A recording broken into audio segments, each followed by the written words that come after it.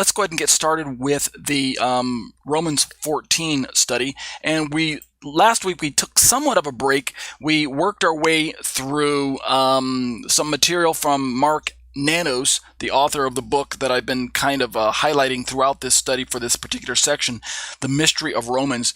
We have been working through the particulars of who are the weak in faith. That's basically the question that is before us at the moment, and the topic that's occupying most of our time. And I apologize for going so slowly through this area, but like any topic that's worth building on, like a building, if you think of an analogy, you've got to dig and lay the foundation, and sometimes it takes a lot longer to lay the foundation accurately, correctly, and make sure that it is secure and something that's worth building the rest of the building on. So foundations take a lot longer. And so ascertaining who the weak in faith are in Romans 14 requires us to go back through the book as a whole and look at the context and see if we can understand how Paul could just out of the blue describe these people in Romans 14 whom he terms weak in faith, and yet at the same time the opposite, the counterparts of those who are weak in faith, the strong in faith, if we want to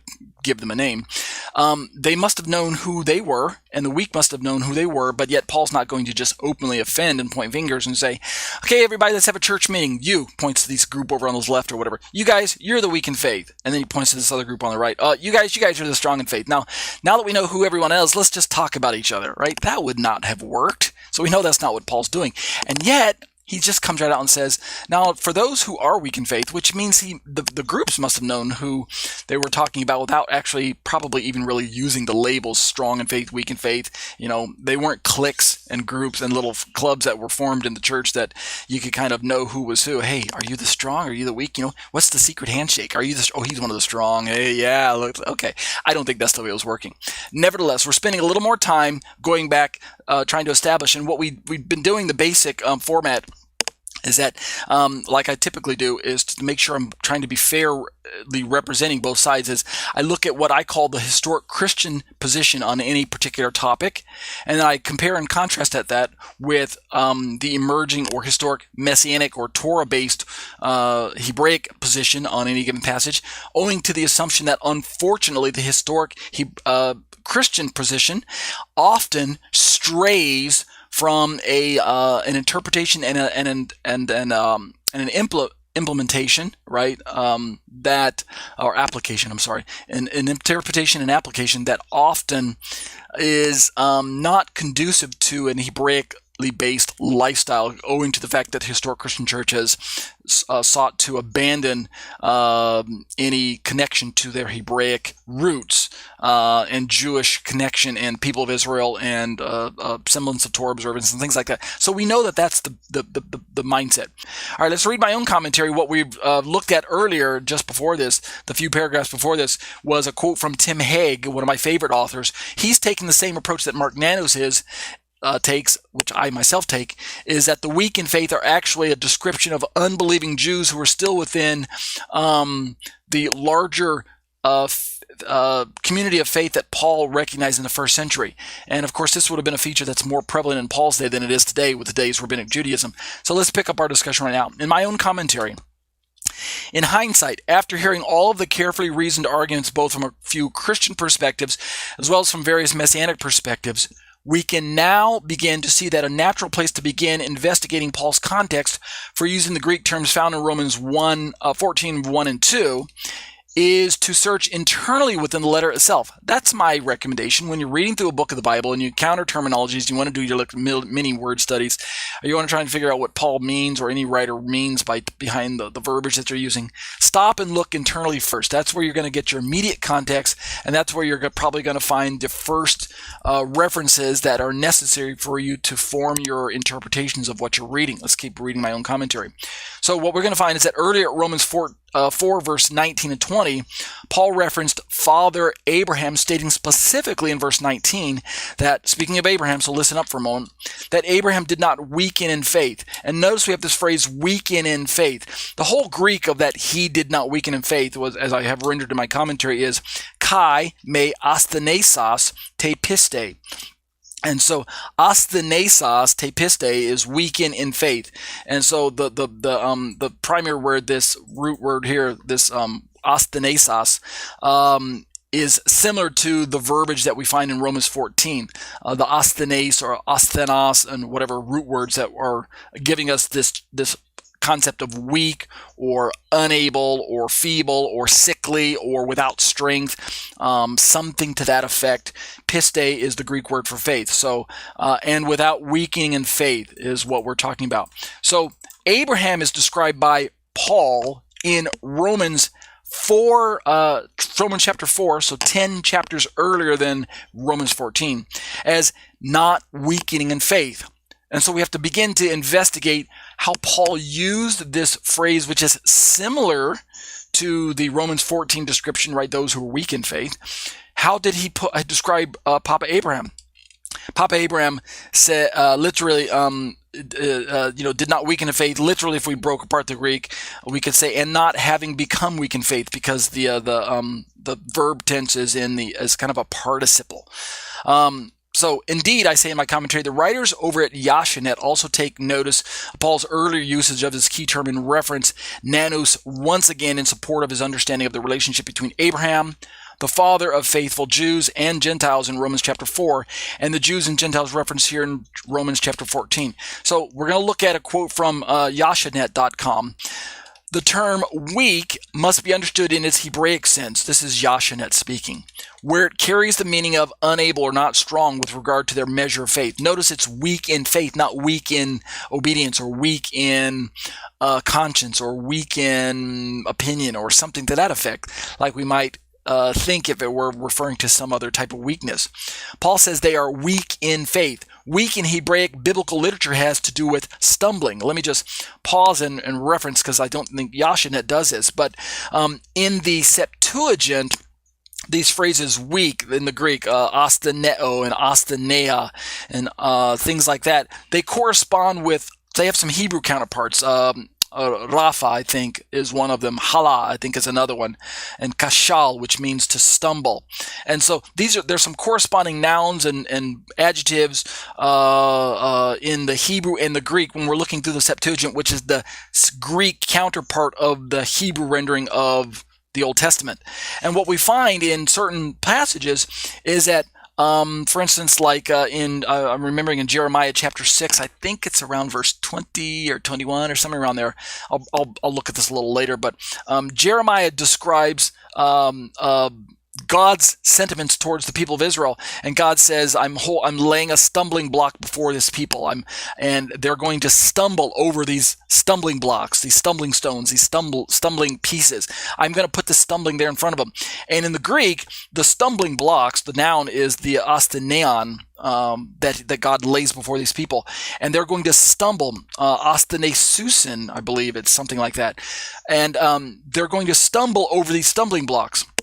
And this is a prophetic way of God not describing Israel becoming physically weak, like we would normally associate this phrase weakness with, but rather the prophet is describing the fact that Israel is going to spiritually stumble. They're going to stumble in their faith.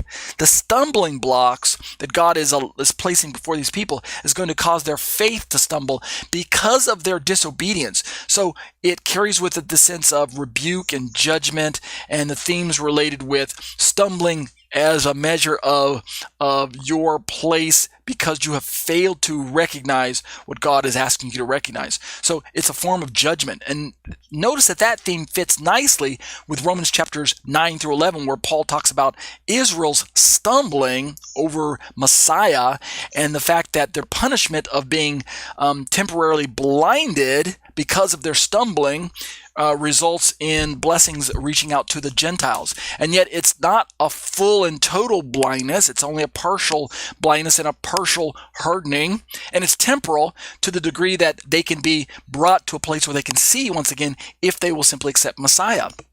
So this is good news, bad news, good news, bad news, how it kind of works together in Paul. Let's read this second paragraph from Yashanet.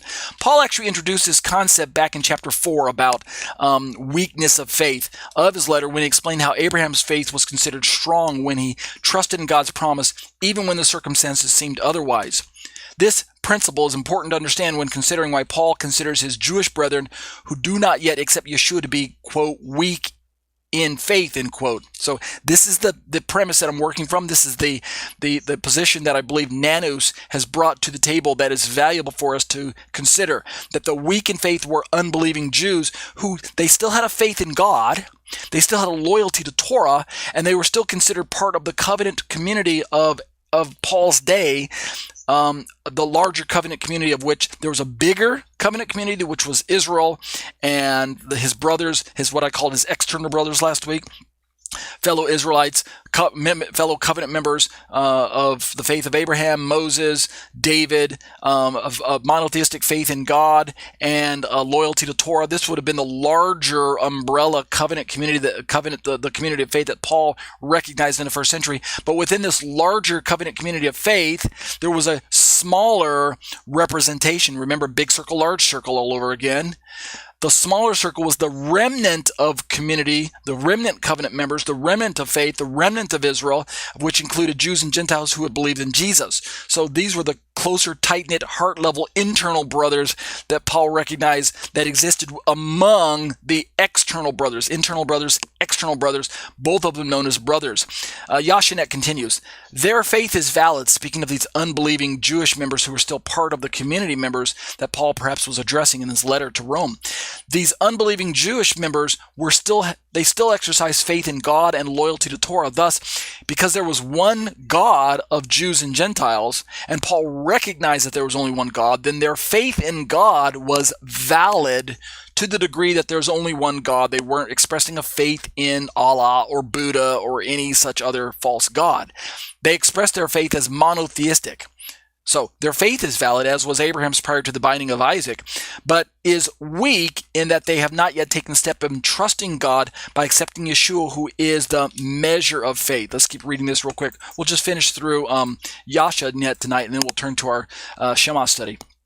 Yashanet continues, this measure of faith, speaking of the unbelieving Jews, which Paul would have probably called the weak in faith, this measure of faith has nothing to do with the 613 commands of the Torah, since, as Paul teaches in chapter 4, it was present with Abraham before the giving of the Torah and circumcision.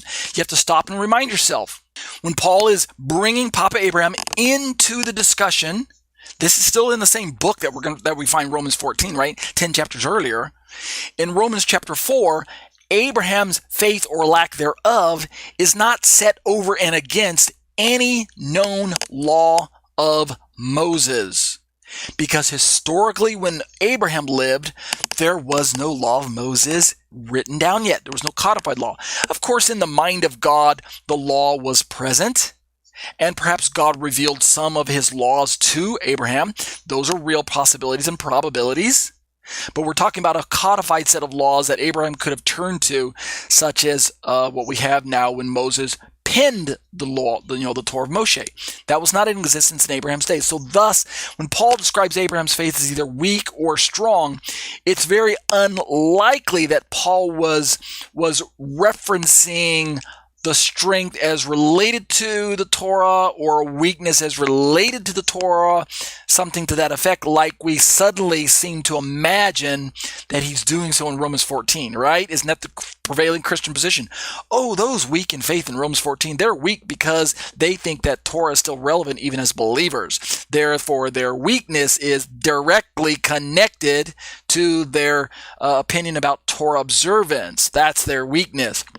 And yet, if you look at Romans 4, Abraham's weakness is not directly connected or referenced or indicated by any such Torah. So why would we assume, using the same verbiage in Romans 4 as Romans 14, that they are connected phrases, right? That doesn't make any sense.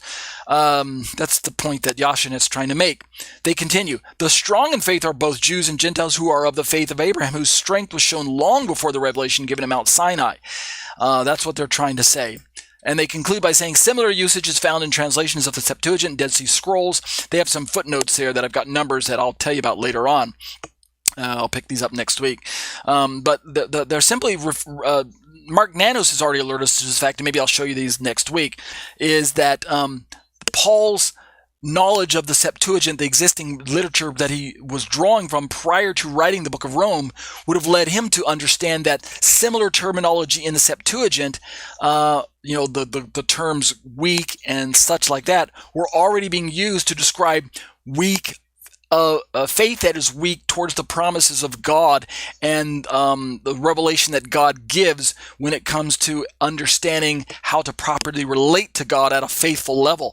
And thus, Yashanet concludes by saying, thus, there's a connection between the weak in this section of Romans chapter 4 with Abraham's weakness in faith or lack thereof, and the synagogue Jews who are stumbling over the issue of Yeshua. Weak in faith in Romans 14 goes back to stumbling in faith of Romans chapter 9 through 11, which is already built upon the foundation of Romans chapter 4, where it talks about Abraham being strong in faith and not stumbling in his faith, okay? And so we'll pick this up next week with another quote from Tim Hegg, and then lastly we'll look at a sermon by a pastor by the name of David B. Curtis, Berean Bible Church, and he's going to give us some other information. And then guess what? We're ready to jump to the conclusion of this particular section. So I'll try and work my way towards that. So next week, we'll start our study with Tim Haig's quote.